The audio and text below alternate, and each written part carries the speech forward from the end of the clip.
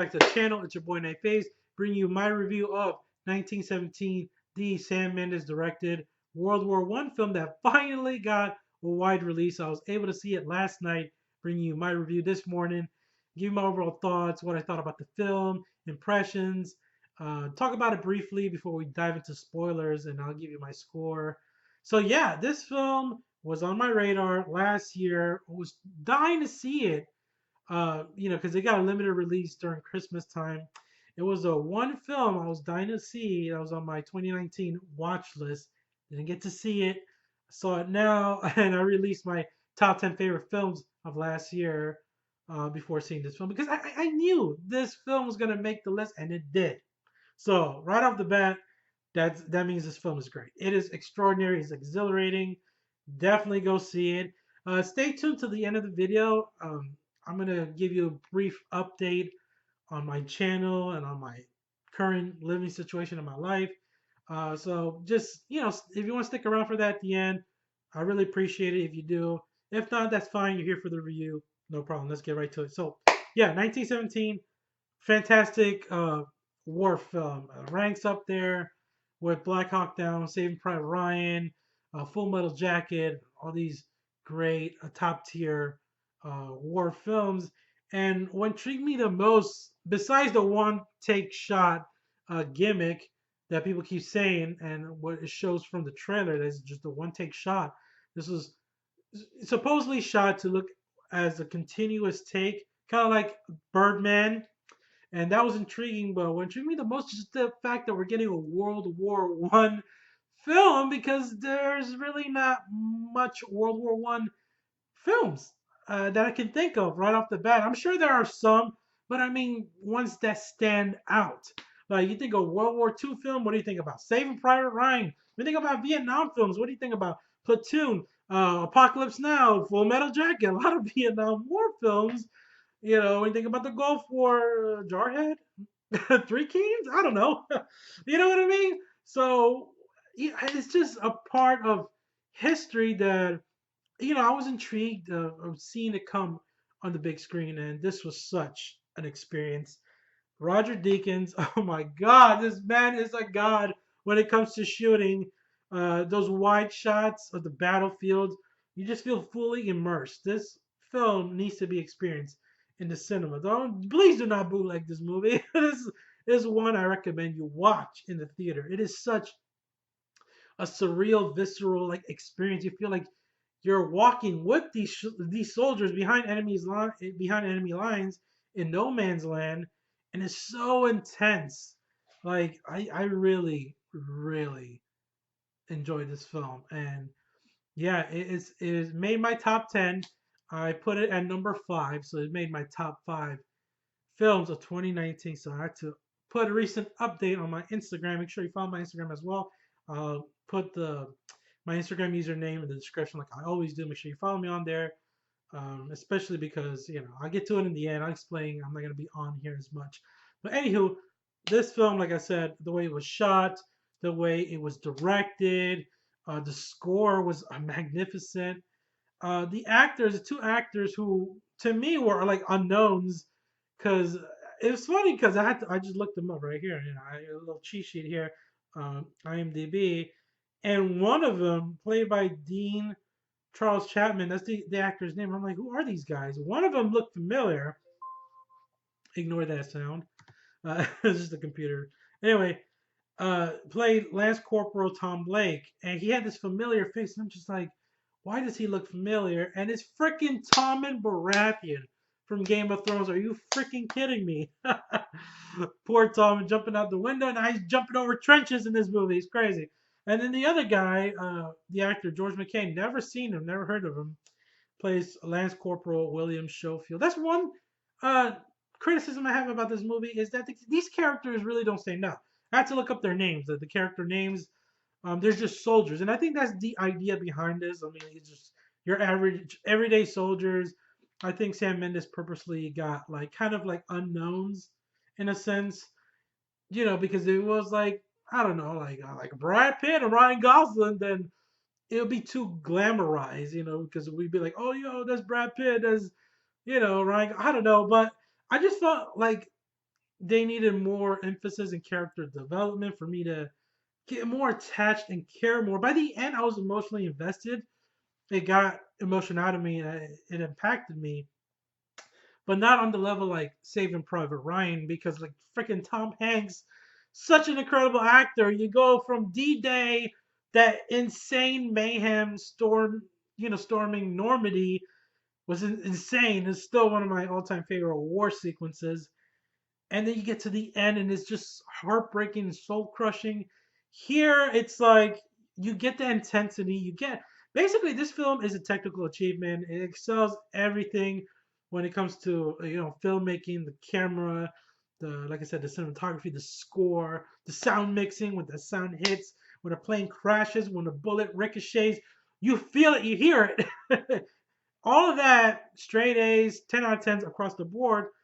And the story is simplified enough where I was really into it, but when it comes down to it, it's these two characters, and that's where I find a little lacking. This is my only criticism.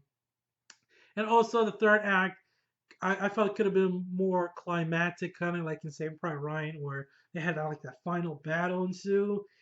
I kind of hope it would go that route. It goes in a different kind of route, and some of the things you've seen in the trailer just play out here. Like you already seen the trailer, you already seen it. But nonetheless, it was still exhilarating. Like I said, it's my only criticism. I'm still giving this a high score. It's a 9.5 out of 10. 9.5 out of 10 for 1917. Just an amazing, exceptionally well made war film that needs to be seen. Definitely one of the best films of 2019. I can see why it's winning all the awards. It won Best Director from Sam Mendes, the Golden Globes, and Best Picture at the Golden Globes. Now I see why. I see what the hype was all about. So we're in the 7 minute mark. We're gonna talk briefly spoilers. So spoiler warning. Yeah, what is like this film? Like I said, is such an experience. Um, Seeing these soldiers navigate through the aftermath of no man's land. Just I love the quietness. It's just so atmospheric. Is just drenched in tension, and at any moment, this movie does this so well. Any moment you're looking at the background while the camera's panning around the characters, and the camera work. This is some of the best camera work I've seen, because I said they do that one take shot like technique throughout the entire film, make it seem like it was shot all in one take, which really wasn't, because they do uh, tricks where they go into the shadow, and that could have been a cut. Or there's one scene where, was it Lance Corporal William Schofield? Remember, we're in spoilers now. He gets shot and he blacks out, and then that is definitely a cut. But other than that, other than those moments where it goes behind a wall and then transitions back over to our characters, it really does feel like this entire film was one continuous long take, and that's so impressive. I mean, like I'm telling you, audiences are just gonna be so immersed into this movie. It sucks you in. That's what this movie does so well. It really sucks you in, and I think it really needed that, because I mean they're focusing more on the environment, the war aspect, the survival aspect, more than the characters, because I mean they get a few bits of dialogue here and there, but it's not as compelling like you say in Private Ryan, where you get their backstories and all that. Kind of took a kind of Dunkirk approach, but did it better in my opinion when it comes to these two characters. Because in Dunkirk there was a lot of like unknown soldiers, and all this stuff was happening, but I wasn't as invested as I was here in 1917 compared to like Dunkirk. Um, but yeah, just every time the camera would just focus on them, you see like there was this shot in the background. There was like a tree up in the hill. I swear I thought a German sniper was gonna climb up that tree and just start sniping at them. Oh man, I was so worried. And then the tripwire scene, man, made me jump. Like hit the rat when it hit the tripwire. I was like, oh shit! This is such a oh shit moment. So many great intense moments like that scattered throughout this film. A lot of great cameos too. You see Colin Firth in the beginning, giving these two soldiers their briefing on the mission. Basically, if you've seen the trailer, you already know what the objective, the mission is for these two soldiers is to get over enemy lines and just make a mad dash and warn this commander because their troops are going to march over into an ambush and 1,600 soldiers are at risk of getting massacred by the Germans because they think they got them in a retreat, but it's not. It's all part of the plan, as you will. And then we get cool cameos like Colin Firth, and we get Mark Strong later on. So cool. He's such a good actor. We got all these great British actors. We even get Benedict Cumberbatch here for a bit. And then towards the end, we also get, what's this guy's name? My boy, where is he? Richard Madden, I believe. Yes, Richard Madden from the Bodyguard show, which I fucking love, and also from Game of Thrones. Yeah, so you get a lot of great British actor like kind of cameos, which is really cool. Um, how the sequences, I think what needs to be praised is these intense sequences. Like the airplane sequence was intense. This is where it was very surprising when one of our main characters dies unexpectedly, and you're just like, what the fuck? I don't know how I felt about that at first because it was so abrupt. It was so sudden. Because at first I would have preferred maybe if one of them would have died like towards kind of like the end, so we would have got more chemistry and camaraderie between the two at least, and get more invested in these characters. I think there could have been some great back and forth between them along this journey, and one of them just gets taken out quick like this. But also, it lends itself to the realism of war because you just never know what's going to happen. You don't know what's going to pop out of the bushes, or the airplane's going to just drop from the sky. The damn German soldier that you saved is going to pull out a big ass dagger and just stab you. That's exactly what happened. It was just heartbreaking, trying to do, the right thing, showing humanity to the enemy leads to downfall. And that's what happened to one of our characters. And it was surprisingly enough, it was the character who had the brother because it was personal for him because he has his big brother played by Richard Madden. Um, yeah, so that was quite a shocking sequence. And then we get, it has a little. I felt like it kind of meandered a little bit when he was on the truck with the soldiers, but then we get right back into it when he has to cross that bridge by himself. Then it's just a one man mission, like Solid Snake style, baby. you know, and it just made it all the more intense. And then when he gets in that shootout, the German soldier up there through the window, and then he blacks out, he gets shot in the helmet. And then I love the night sequence. The night sequence was just, oh!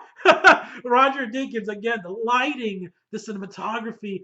It was very reminiscent of Skyfall, which Roger Deakins also shot that film.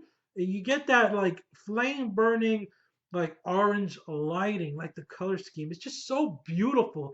And then also when the flares are going off in the sky and lights up the darkness for a brief moment, it's just so good, so well done. It's just like I was just enthralled, just blown away by the entire sequence. It's so tense, and then it's just so dark because you can't make out who's who. Is that a ally or is that an enemy? Like when that guy slowly comes walking, that soldier from a distance, and our main character is looking at him.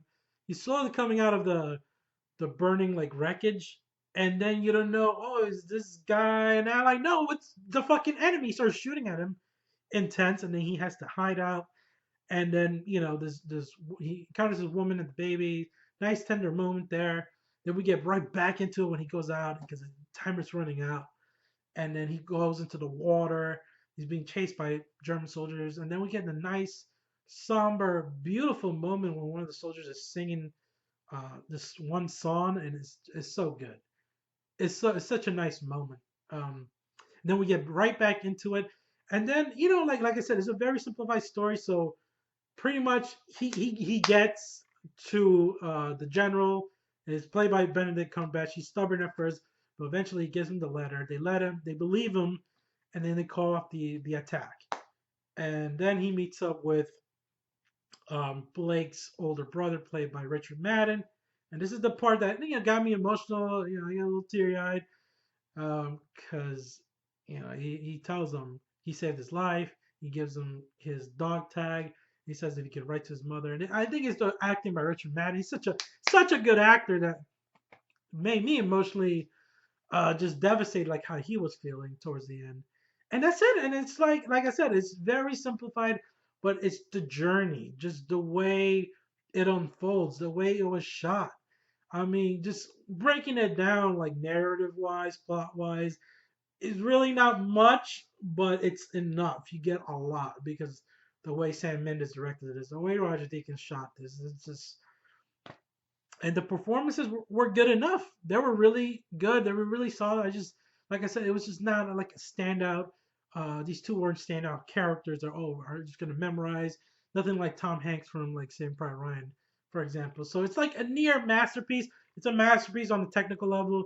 Story wise, it's near masterpiece in my opinion. So that's why I'm giving it a 9.5 out of 10. Boom. There's my review. 1917, just an amazing war film. Definitely go see it. Let me know down below, what is your favorite moment from this film? Where does it rank up? Did it make your top 10 of 2019 list? Let me know in the comments down below. As always, thanks for watching. Now, before I end the video, I just want to give you a quick update. I'm moving out. This is going to be the last time you see this temporary background with the blue curtain. Been going through a lot since last year. Been bouncing back from this house to my parents. Relationship situation not the greatest.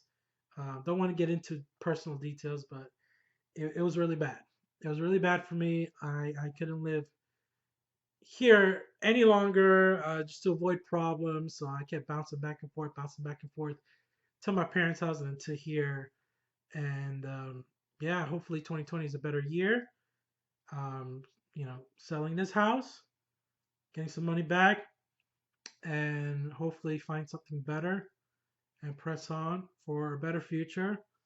Fingers crossed. So that's what's going on now. So if you see lack of videos on YouTube, Bad Boys for Life is coming out. I do plan on seeing that. Do plan on reviewing it, but there probably won't be a YouTube movie video review, unfortunately, because like I said, my current living situation will be in my parents' house. It's always loud there, and I like to be, comfortable in my own space, like I am here, my own environment, where I'm just by myself and I don't have to worry about noise in the background, somebody knocking on my door. Hey, who are you talking to? Shit like that.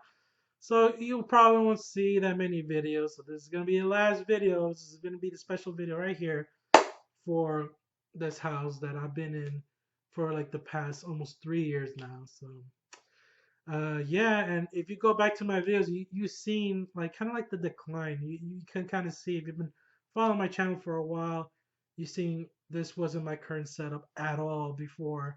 I'm in the same room, but it's empty now. Like I said, I just cleaned the whole place out now. Um, by next week I'll be moved out. But before, if you look at my earlier videos, you'll see how I had my nerd cave set up. I had basically all the Funko Pops. I'm a Funko Pop collector. I had them all in the background, along with my Blu-ray physical media collection. All my movies were in the background, as well as my action figures. Things that I love, um, and I'm passionate about. And because somebody decided to move in with us that I did not agree with, but it wasn't my choice, and everything went downhill because of someone's ignorant choice. Like I said, I don't want to get into details, but it is frustrating. I knew it was like impending doom. I already knew it wasn't gonna work out, and it got worse by the minute. And but I pressed on. At least I focused on talking about movies, no matter what, and that really helped me get through a lot of hardships, a lot of tough times last year, because there were times where I just wanted to give up. But my passion for film, thank God, I never gave up on that, and that pushed me forward. So that's why films mean so much more to me now. And last year, because of all this, I need some time to myself because all this drama going around all over me. I went to the cinemas more often than I would just to get away, and it's a great escape. And I just feel at home and at peace every time I go to the cinemas. Even if it's loud or you deal with some annoying moviegoers, but still, I just feel right, going to the cinemas. I even got to see movies like Parasite, Jojo Rabbit, The Lighthouse, movies I never thought I would see, like those like limited release type movies, foreign films, or like an independent artsy film that I normally wouldn't go out of my way to see because they're so far away. And them play them in like local chains sometimes, like Regal or AMC.